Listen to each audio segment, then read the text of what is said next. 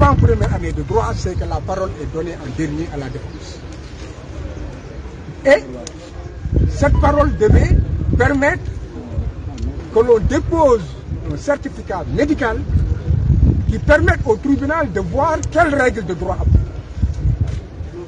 Ce n'est pas que parce qu'on a déposé un certificat médical que le tribunal peut renvoyer ou bien que le tribunal doit juger.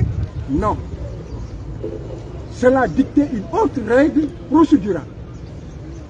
Mais comme je l'ai dit, alors le tribunal avait perdu son latin et avait perdu ses moyens et était rentré dans une logique où il ne fallait pas écouter les avocats, ni de par leurs moyens, ni de rien du tout. Et le juge ne s'est pas privé de dire, maître, dans des circonstances dans lesquelles nous trouvons, la défense se retire.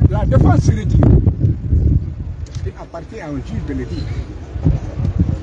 Donc, le tribunal était dans la logique, non pas de ne pas écouter les avocats, mais était en train de voir quel était le confort que la défense pouvait lui donner en quittant la salle.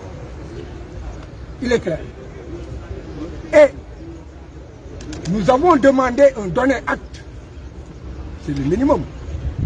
Que le tribunal constate que nous déposons un certificat médical et qu'il l'a reçu. Il avisera après, du point de vue procédural, ce qu'il fera.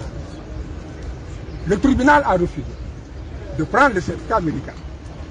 Nous avons demandé à ce que le tribunal demande au greffier de donner acte de ce qu'il a refusé de prendre le certificat médical. Le tribunal a refusé. Et a commencé à lire l'assignation. A-t-il terminé la lecture? Ne l'a-t-il pas terminé? En tout état de cause, il a donné la parole immédiatement à la participante.